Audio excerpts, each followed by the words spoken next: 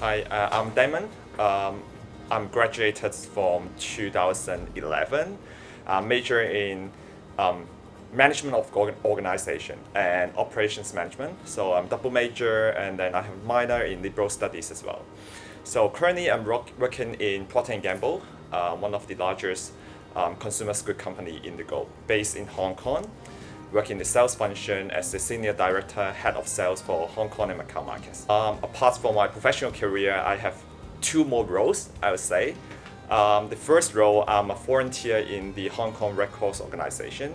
At the same time, I'm a sort of wine professional. I study wine for more than 5 years, I think. So I'm holding a diploma in wine and spirits, and I'm also a certified educator in wine. I went on exchange in my year two, and I went to Vienna University of Economics and Business. So basically in Austria, German-speaking country. In Vienna, in my university, the VU, we take a lot of block courses. So basically, I only need to attend the class for like 4 to 5 days, but basically whole days.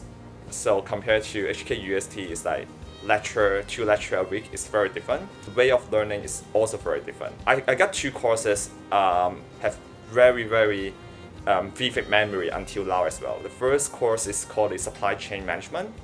I still remember the bullwhip effect. So it's a technical term, but I still remember it right until now because the way of learning is very different. I remember we spent 3 to 4 hours the whole afternoon doing some games and activities. So every student is part of the supply chain, and the instructor trying to trigger the demand at the end of the stream. And then every one of us need to forecast our supply and then to see the bullwhip effect. So basically, this is how I remember things. So it's not a one-way lecture, but it's more like activity-based, workshop-based, more discussion, more activities. And I live in a dormitory that is full of exchange students. So it's dormitory designed for exchange students.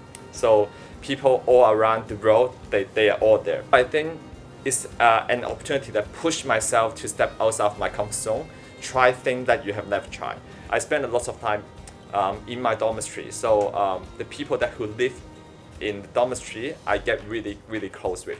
So I remember there are few friends from Thai. There's two girls from Thai, Kim and Pao. They're the one who cook food for me. So they can cook really good Asian dishes. So when I miss home, they cook really well, and we become really close friends. Actually, one of them, Pao, gets married actually last year in Bangkok. Right before COVID, I went to Bangkok and attend her wedding after 10 years. I also met friends from actually mainland China, a girl that studied in Japan actually, and then she went to exchange in Austria. We become really close friends. 3 years ago or 4 years ago, I went to Bordeaux. I went to France for travel, and she was studying there for master MBA, and then we went to Bordeaux together. After many years, and we travel again together in Bordeaux. So not in Japan, not in mainland China, not in Hong Kong, but in Bordeaux. So I think this is some of the really great memory that I have with all the people. The friendship are lifelong. We still stay in touch, and I think that memory is so special that you don't meet them for really long time, but your friendship are still really still there, still very close with each other, and you still care with each other. At that time, I was sort of reluctant to interact with people that I don't know. And also, I was quite close-minded at that time, I'd say. I like the thing that I know. I like the thing that I'm familiar with. I did not like to try new things. But I think being in an environment like that, it pushes you to try new things. Because you have to make new friends, you have to pick up new life, you have to try new things. So that was, I think, very rewarding. So my exchange mate arranged a sort of farewell dinner to me in a I think authentic Austrian restaurant. But the food is not that different compared to other European dishes. So they're also meat, veggies, you can imagine.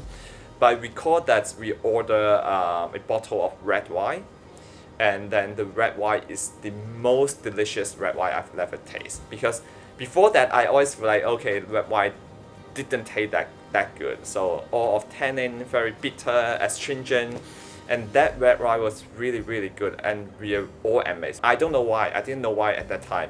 We just pick something random from the menu, something that we can afford from the menu, but it was really good. But that was the most memorable wine in my life so far, and I think that also sort of opened up my mind to the role of wine. So that's why I studied wine data, and I become a kind of semi-professional wine instructor until now. Studying in wine is not easy. I think there are a lot of commitments, especially when you went to the diploma course and also went to the educator course. It took me actually 2 years studying part-time for the diploma course. And usually only wine professional would like to spend their time in the diploma courses because passing rate is not that high. You need to be really committed. And I think that the exchange experience really pushed me to be very open-minded to try something that I'm not sure.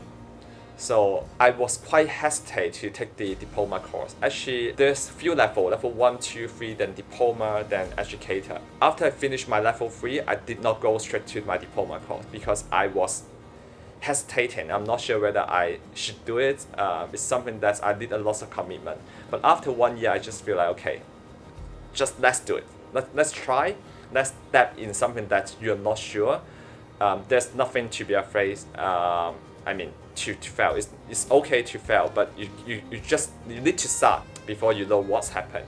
So I think this is some of the mindset. This is some of the thing that I acquired during my exchange. In the past, seems like life only have sort of a few dimensions, or in Hong Kong, one dimension, right? You graduate, you need to find a good job that give you decent amounts of salary, you earn the money, you pay the down payment for your flat, for your house, you get married, then that's it. This is a very typical Hong Kong people life. But after you went to exchange and you have interacted with people all around the world, you feel like life is actually multi-dimensional. You can choose the way you want to live. Honestly, I'm still in Hong Kong, I still love the city, but I always remind myself that if one day I do not like the way of living here, I can choose the way that I really want. It's just a matter of choice. You don't have only one choice, you have many choices, but it's you to make your own choice.